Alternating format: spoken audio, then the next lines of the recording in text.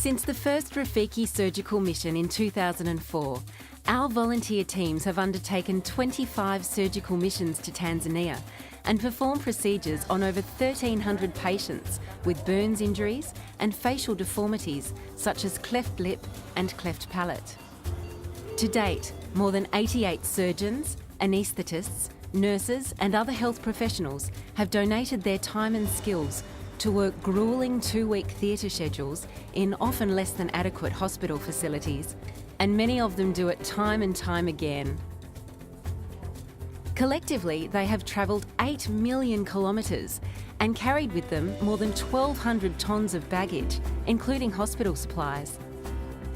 We have also been able to send 41 shipping containers holding $7 million worth of medical equipment, such as hospital beds, and recently 3 ambulances to help under-equipped Tanzanian hospitals.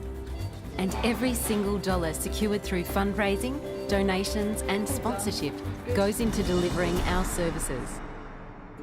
But how do you put a dollar value on something that so positively changes lives and heals families and communities?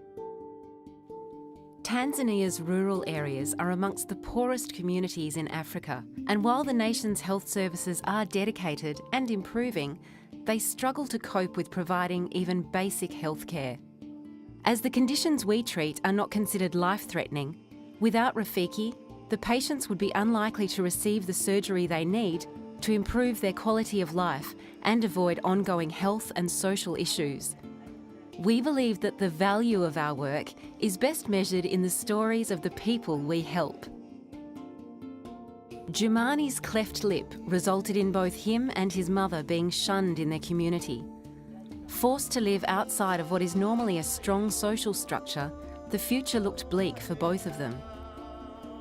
At 2 years of age, a simple Rafiki procedure repaired his deformity, and instantly, mother and child were encompassed by their village. Jumani will grow up unaware of the future he would have faced. Superstition is very much part of everyday village life, and for one family, when we first met them, with 3 children born with cleft lips, their mother was convinced that a witch had visited their village. Over 2 missions, we were able to help Jackson, Masulu and Aneth, and then happiness came along. And she too had the same deformity. We have now repaired her cleft too, and the family has put their fears behind them and moved on with their lives. While children in Australia with these types of conditions are usually treated before they are 1, in Tanzania it simply isn't the case, and people can be marginalised for their entire lives because of their appearance. It's bad for the individual and bad for the country. Samson was 63 when Rafiki gave him a new start.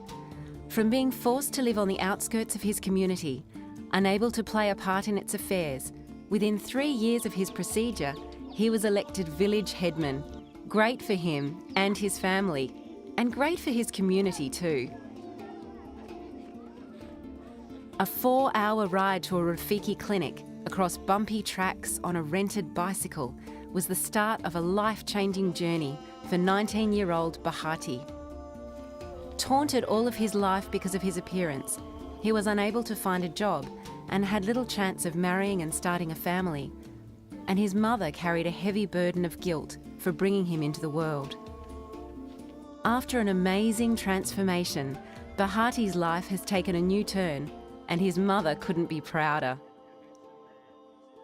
Time and time again, the stories are similar.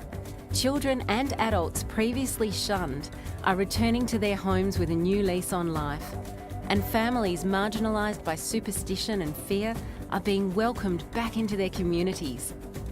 That's the value of our work. And with your ongoing support, the Rafiki surgical missions will continue to see lives changed and potential realised.